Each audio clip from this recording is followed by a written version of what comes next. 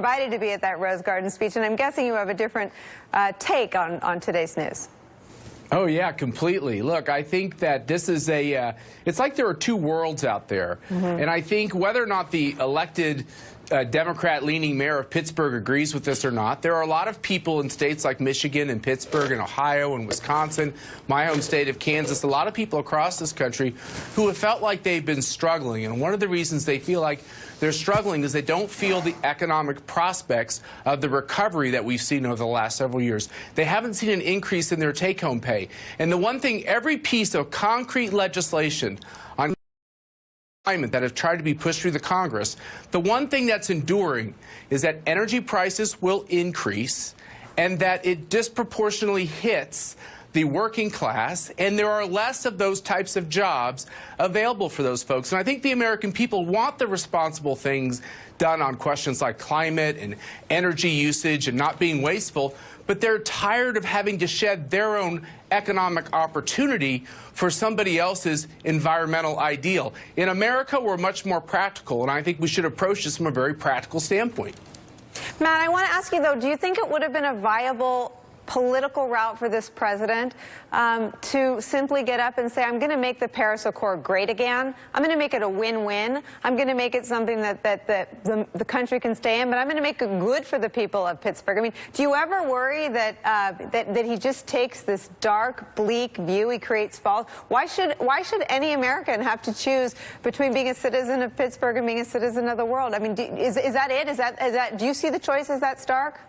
No, I don't. I agree with all the commentary that this is non-binding, so I kind of wonder why there's all this hyperbole over this agreement. I think it is more symbolic, where people felt like But Matt, that's the point. If it was symbolic, why pull out? I mean, if it's symbolic, he's a brandy. All this guy did was stick his name on buildings. Why not just leave our name on an accord that makes us look good? That's my point. Why? Because it's so phony. It's so the that way we do things. That never stopped Donald Trump before. Good Lord. Or other politicians. In this case, Barack Obama. So it's this so phony. was an authenticity moment? What was this? The real question when it comes to questions like the goals in Paris is it has to be followed on with changes in our domestic policy which have to go through Congress. And at the end of the day, Nicole, they result in two very basic things. The price of energy goes up and we have fewer jobs. I'm not for either one of those. I don't think it's stark to fight that. I think it's wonderfully positive, and I think there are Americans like myself across this country who believe that we can be much smarter in how we approach these things than President Obama was. Do you believe in climate change? I believe that the climate fluctuates, absolutely. And sometimes we go through periods of time when it gets warmer, and sometimes we go through periods of time when it gets colder. I do not believe that these carbon caps and taxing carbon and constraining carbon will result in much difference on the temperature gauge, and I think every scientific study shows it. All of these goals, if you actually look at the impact on the temperature, they are so slight. And why are we shedding our jobs for tiny possible improvements in the temperature? Matt, first of all, even tiny. I'm sorry, I can jump in, but even tiny improvements. Please. If we go 3.6% warmer, the world ends. So tiny increments. That's not true. That is true. Every scientist, is not true. Matt, and by the way, Donna, you sound like a crazy Christian preacher saying the end is near. No, you sound like a crazy Trump advocate that just drinks whatever he sells, and that's what you sound like, sir. Well, but Matt isn't. Well, let's go to the facts. Let's go to the facts. Let me play, and I want to bring in Peter Baker, who's going to write the story that's going to be on the front page of the New York Times tomorrow. 1 second, and I respect a difference of opinion, Matt. You know that you and I have been fighting over politics for 20 years. But yes. I just have to ask you. I mean, do you think the future of our party lies in denying climate change? I talked to Governor Kasich's senior advisor, who said yesterday the governor suggested staying in, but simply improving it. Could you have supported staying in the accord but making it better for America, or let me be clear with what I'm for. I'm for being responsible in all these questions about how we use energy. And I'm totally fine with increasing the role of renewables, as long as they're economically viable. What I'm not for is the government coming in. And you think it's a choice? You don't think our economy can thrive and our air can be clean for your 5 babies Yes, and my I do. one? Yes, you know this, Nicole. This is one thing I love about and I'm proud about being America. Things are produced in America, they're produced the cleanest on the globe. We have a great track record. One of the reasons we have that track record is over the last 2 decades, we've made tremendous improvements. What I'm not for is the government coming in and with its political hand saying this form of energy is better than another. Let's face it, guys, we are the fossil fuel leaders. People say this is a war on coal. It's really not. In the end, most of these climate alarmists, they don't want to use any fossil fuels. They think we can get by with windmills and bikes, and it's silly. You know who it hurts? It hurts the poor in the undeveloped world. They have the right to use fossil fuels to be able. And before that, the second bleakest speech was his convention address with his comments today. Well, look, it does suggest that the reports of Steve Bannon's political demise a few weeks back were premature. And we see in Donald Trump's world, advisors tend to have ups and downs, and they become more influential and less influential. They come closer in the orbit and further away. This clearly seems to be a big moment for Steve Bannon. He did win this fight, and I think his argument is interesting. It's a political argument, essentially, that while polls show a vast majority of Americans prefer to stay in the Paris Accord. One poll showed it was something like a margin of 5-1. Even Trump voters, even Republicans, had more often wanted to stay in than not. The calculation here is that it's important to the base. It's important to those voters who brought him to the White House in the first place. And rather than try to broaden the president's political support to people that Steve Bannon argues can't be won over, stick to the people who brought you there, cultivate that base, worry about their concerns, make sure they see you fighting for them, and that in the end they are wagering will be a political winner. Peter, you and your colleagues, Glenn Thrush and Maggie Haberman, have been reporting for the last several days about some of the sort of winners and losers over the intensifying investigation into ties between Trump's orbit and Russia. And I wonder if you think that this is going to be used against Jared Kushner and Ivanka, who were widely seen as being moderating forces, or maybe that's a fantasy altogether, and that's another conversation for another day in different beverages. But do you think this suggests that they're just not as able to sway their father with the sort of onslaught and political power that Steve Bannon has in holding the power of the base over Donald Trump at an hour of pretty dire crisis for this White House? Well, it is interesting, right? They didn't win this fight. They brought in corporate executives like Elon Musk and so forth to try to make sure the president, Ivanka's father, Jared's father-in-law, had other voices in his ear, not just Steve Bannon's voice, and it didn't succeed. Now they did. I would think you would tell you they won sort of a concession prize or whatever, a consolation prize in the promise to renegotiate, to try to re-enter Paris or negotiate a new pact. What we don't know is how serious that really is. Was that just thrown out there to basically satisfy those who lost this particular policy fight, or is there going to be a serious effort to try to find some face-saving, game-change-winning, version of this pact that can still be revived in the next year or two, and give President Trump a political win while actually still committing to some of the goals that his daughter and his son-in-law him to commit to? That's going to be the real question going forward. Rick Stengel, I'm guessing that it depresses you to hear this already reduced to a political who's up and who's down. This was a pretty important achievement of the Obama presidency. Well, it does depress me a little bit, and it is a political decision. But one of the things that's been wrong about the conversation that Matt said about energy prices that are at almost historic low. Crude oil has been going down. The U.S. will exceed Saudi Arabia as the largest energy producer in the world in the next few years. That's why energy prices have gone down. Coal has been marginalized by cheap natural gas. This is why the U.S. economy is thriving and doing better. It has absolutely nothing to do with Donald Trump, and he's just missed that completely and deceived the audience and scared people about that. Matt, let you respond to that, Matt. I promise not to deceive the audience, and I'll take all the challenges. But as you know, there are many inputs that go into the cost of a barrel of oil or a unit of natural gas. And the fact is the number one reason why our prices in America are so low are because we have been aggressive with technology and we have plentiful supplies of these fossil fuels, and that's a positive thing. If you add all of these climate regulations that people want to, we would not be able to produce at the numbers we are because, quite frankly, it would become uneconomic. And that's a fact. And the expansion, Matt, happened under President Obama over the last 8 years because he made that happen. Despite everything he tried to do to stop it. And he wanted natural gas, that's true. But as we all know, at the end of the day, natural gas is a fossil fuel as well. And the main central thrust of climate change activists is to get us off all fossil fuels, including natural gas. I'm going to break up energy today and let Donny Deutsch get a word in on just this sort of idea and this sadness that supporters of President Obama might feel at just this very bleak and rather abrupt dismantling of what was probably to him one of his proudest accomplishments. You introduced me as a branding and marketing expert. I want to talk about the American brand as I see it and what leaders do as countries and leaders. Donald Trump, and I'm going to use one of Joe's terms, is purely a day trader.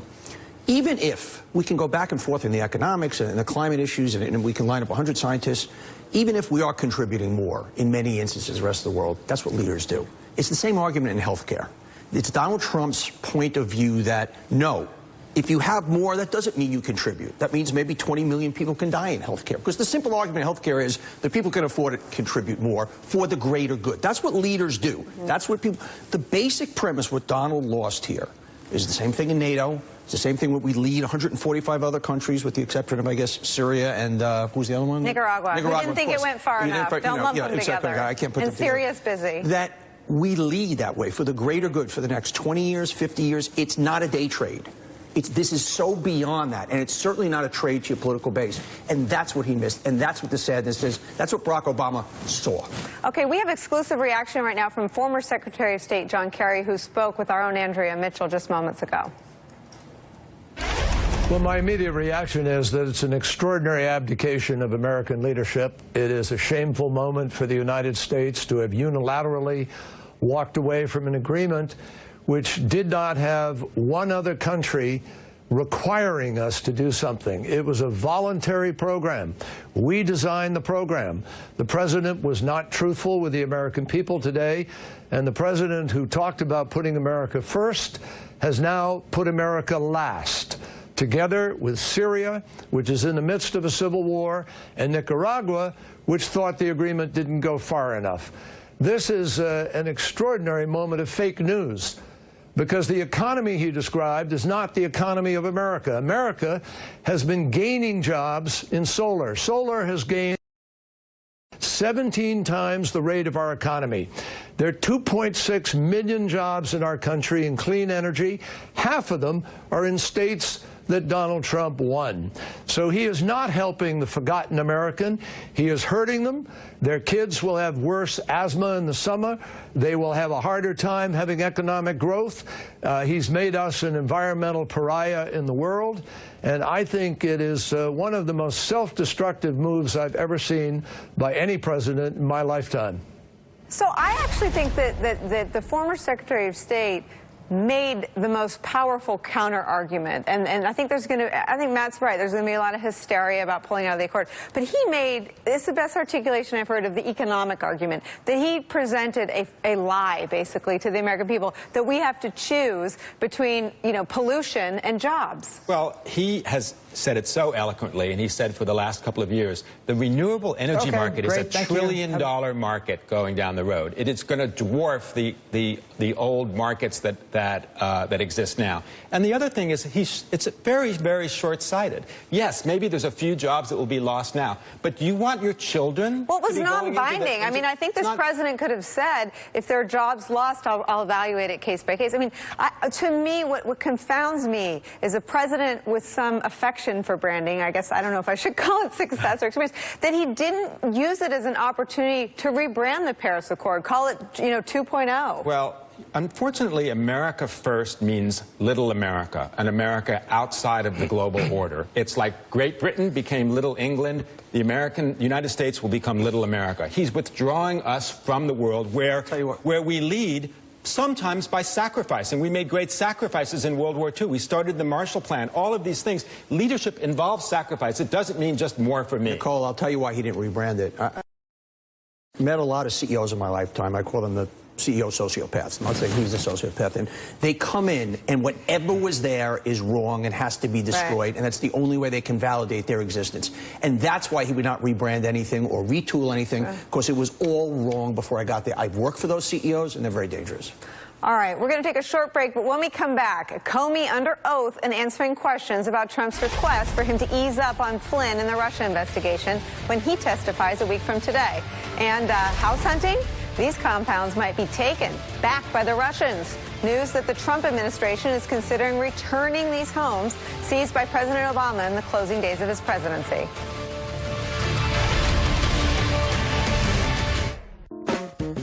It's time for the Your Business Entrepreneur of the Week. Naila Ellis-Brown has a Detroit-based bottled tea business. Local customers love her product, but she wants to go national. She asked for a Your Business makeover, and now she's about to break through with a disruptive strategy and big-time distribution. Important achievement of the Obama presidency. Well, it does depress me a little bit, and it is a political decision. But one of the things that's been wrong about the conversation that Matt said about energy prices that are at almost historic low. Crude oil has been going down. The U.S. will exceed Saudi Arabia as the largest energy producer in the world in the next few years. That's why energy prices have gone down. Coal has been marginalized by cheap natural gas. This is why the U.S. economy is thriving and doing better. It has absolutely nothing to do with Donald Trump, and he just missed that completely and deceived the audience and scared people about that. Matt, let you respond to that, Matt. I promise not to deceive the audience, and I'll take all the challenges. But as you know, there are many inputs that go into the cost of a barrel of oil or a unit of natural gas. And the fact is, the number one reason why our supply, our prices in America are so low are because we have been aggressive with technology, and we have plentiful supplies of these fossil fuels, and that's a positive thing. If you add all of these climate regulations that people want to, we would not be able to produce at the numbers we are, because, quite frankly, it would become uneconomic, and that's a fact. And the expansion, Matt, happened under President Obama over the last 8 years because he made that happen. Despite everything he tried to do to stop it, and he wanted natural gas, that's true, but as we all know, at the end of the day, natural gas is a fossil fuel as well, and the main central thrust of climate change activists is to get us off all fossil fuels, including natural gas. I'm going to break up energy today and let Donnie Deutsch get a word in on just this sort of idea and this sadness that supporters of President Obama. Do you think there's any prospect that these efforts that Juan Zarate describes as being needed could be successful with a President Trump? You mean the proper legal precautions and the change in behavior that should take place that Juan described? Yes. Yeah, I mean, look, I agree with Juan 100%. If they're not guilty of anything, quit looking like you're trying to hide something you did. The bottom line is here: you have an investigation going on. Nicole, you've been a part of this on a presidential team. When the investigation's going on, it's hands off. You have to fully comply and participate, and it's inappropriate to try to do anything that would color that investigation. Now, look, there might not be anything illegal about these types of things, but politically it's unwise because people can surmise that there's some smoke there. And so I, as a political advisor, I would say back off. Mr. Mueller is a fair guy. Let him do his job. If you did nothing wrong, just relax and quit acting defensive. Ari, you very clearly articulated where Comey cannot go. Explain to me where he can go next week. Where are the areas he can go? He obviously cannot produce the memos. Can he reiterate